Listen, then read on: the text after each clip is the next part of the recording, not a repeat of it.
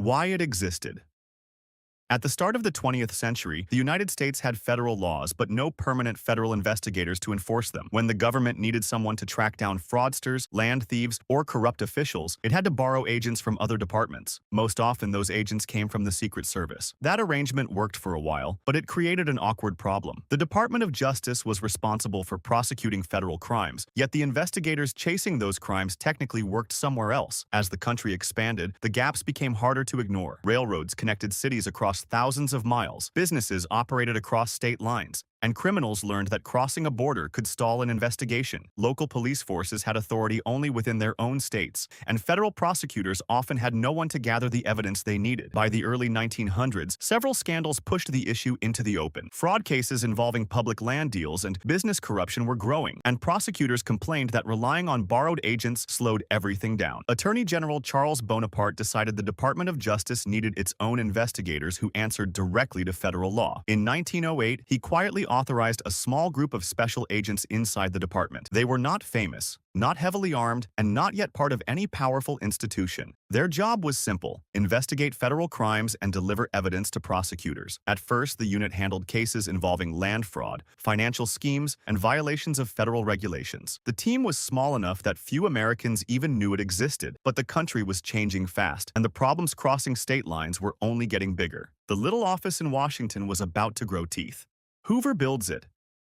By the early 1920s, the Bureau of Investigation existed, but its reputation was shaky. Several federal agencies had been caught in corruption scandals, and public trust in Washington's investigators was thin. The Bureau itself was small and loosely organized, with agents hired through political connections rather than strict standards. That changed in 1924, when a young Justice Department lawyer named J. Edgar Hoover was appointed acting director. Hoover approached the job like a system that needed rebuilding from the inside. One of his first moves was to tighten hiring rules. Agents now had to meet specific education requirements, pass background checks, and follow strict codes of conduct. Inside headquarters, Hoover pushed for order and information control. The Bureau expanded its fingerprint files, turning them into the largest criminal identification system in the world. Police departments across the country began sending fingerprint cards to Washington, building a national database that investigators could search when trying to identify suspects. Hoover also supported the creation of the FBI laboratory in 1932, which allowed agents to use scientific evidence like handwriting analysis, ballistics, and chemical testing during investigations. Training became another focus. In 1935, the Bureau opened a formal training academy for new agents, establishing the foundation for the modern FBI Academy. The Bureau itself was renamed the Federal Bureau of Investigation that same year. By the mid-1930s, Hoover had reshaped a small investigative office into a tightly controlled national law enforcement institution, and he would remain in charge for the next 48 years. Gangsters made it famous. Then came the early 1930s, when the FBI faced a problem that threatened its credibility. You see, crime in the United States was exploding during the Great Depression, and some of the most dangerous criminals in the country were operating across multiple states. Local police forces often struggled to pursue them beyond state borders, while heavily armed gangs were robbing banks, kidnapping wealthy victims, and disappearing before authorities could respond. The public wanted results, and the Bureau needed a way to prove it could deliver them. Several criminals quickly became national headlines. John Dillinger robbed banks across the Midwest and repeatedly escaped from jail. Pretty Boy Floyd and Babyface Nelson carried out violent robberies that left police officers dead. Newspapers followed every move these criminals made, turning them into outlaw celebrities while authorities struggled to catch them. The federal government began expanding the Bureau's authority to deal with these cases. Laws passed in the mid-1930s gave agents the power to pursue fugitives across state lines and to carry firearms while making arrests. Kidnapping cases like the abduction and murder of Charles Lindbergh Jr. also increased federal involvement in major investigations. The Bureau started pursuing gang leaders more aggressively. Dillinger was tracked down and killed outside a Chicago theater in 1934. Pretty Boy Floyd was shot by federal agents and local officers later that same year. Babyface Nelson died after a gun battle with agents near Chicago in November 1934. As these cases unfolded, newspapers and radio broadcasts began portraying federal agents as disciplined crime fighters taking down the most dangerous criminals in America. The Bureau had finally stepped into the national spotlight. Power behind the badge. As the FBI grew stronger, a new problem began to follow it. The same systems that helped agents track criminals also gave the Bureau the ability to collect enormous amounts of information about people across the country. During the Cold War, fear of spies, radicals, and political unrest pushed federal investigators deeper into intelligence work. The Bureau already had the files, the agents, and the authority to dig into sensitive cases. Under J. Edgar Hoover, the FBI expanded its surveillance operations far beyond traditional criminal investigations. Agents monitored suspected communist groups, political activists, and organizations that the government believed could threaten national stability. During the 1950s and 1960s, the Bureau began running covert programs designed to disrupt movements it considered dangerous. One of the most controversial was a secret effort known as COINTELPRO. Beginning in 1956, the FBI used informants, wiretaps, and undercover agents to infiltrate groups ranging from communist organizations to civil rights and anti-war movements. The program aimed to gather intelligence and weaken organizations from within. Letters were forged, rivalries were encouraged, and leaders were sometimes targeted with damaging information. These operations remained hidden from the public for years. Then, in 1971, a group of activists broke into an FBI field office in Media, Pennsylvania, and stole documents that exposed the program. The files were sent to journalists, revealing the scope of the Bureau's surveillance activities. The revelations triggered national outrage and led to congressional investigations during the 1970s. Lawmakers examined how intelligence agencies operated and introduced new oversight rules designed to limit secret domestic surveillance. The FBI had spent decades building its authority. Now, the country was asking how much power that authority should really have. Inside the machine.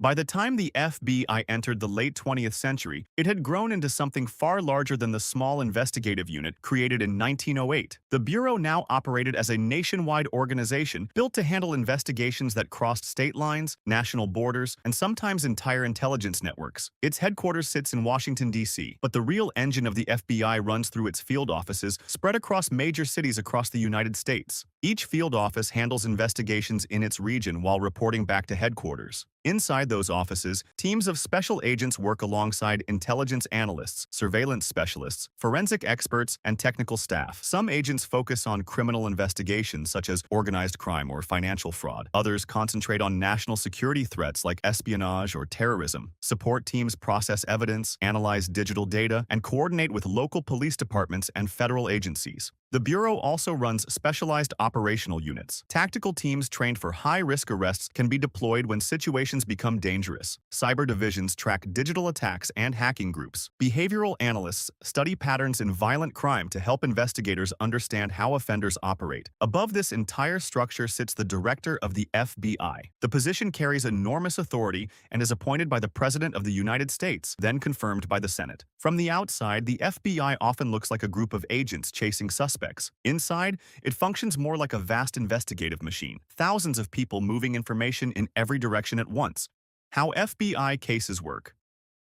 Well, an investigation rarely begins with flashing lights and agents kicking down doors. Most cases start quietly with a tip, a suspicious financial transaction, an intercepted message, or information passed along by local police. Agents begin by opening an inquiry, gathering small pieces of information to determine whether a federal crime may have taken place. Once an investigation moves forward, the work becomes methodical. Agents interview witnesses, collect records, and analyze digital evidence. Financial cases might involve thousands of documents and transactions. Counterintelligence investigations can include months of monitoring communications and tracking movements. Every step must follow strict legal rules, especially when investigators want to search property or monitor private communications. Court authorization becomes critical at this stage. Agents must obtain warrants approved by federal judges before conducting searches, installing surveillance devices, or intercepting phone calls. These legal safeguards exist because federal investigations can reach deeply into personal records and private conversations. Many cases also rely on human sources. Informants provide information about criminal organizations, while undercover agents sometimes enter those networks directly. These operations can last for months or even years as investigators slowly build evidence strong enough to hold up in court. At the same time, forensic specialists examine physical evidence. The FBI laboratory analyzes DNA, fingerprints, ballistics, digital devices, and trace materials collected from crime scenes. Analysts compare that data with national databases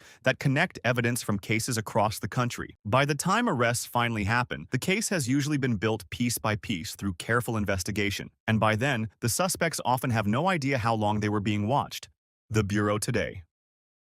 The unit today operates in a world very different from the one that created it. The early bureau chased bank robbers who carried guns and drove across state lines. Modern agents often chase threats that move through encrypted messages, hidden networks, and foreign intelligence operations that never step inside the country. The turning point came after the attacks of September 11, 2001. Those events pushed the FBI to shift its priorities toward preventing terrorism before it happens. Investigators began working much more closely with intelligence agencies, sharing information about potential threats, and tracking extremist networks operating inside the United States. Preventing attacks became as important as solving crimes after they occur. Technology also reshaped the Bureau's work. Cyber divisions now investigate hacking groups that target corporations, hospitals, banks, and government systems. Some of these attacks come from criminal organizations seeking money. Others come from state-backed groups trying to steal technology, gather intelligence, or disrupt infrastructure. At the same time, the Bureau continues handling traditional investigations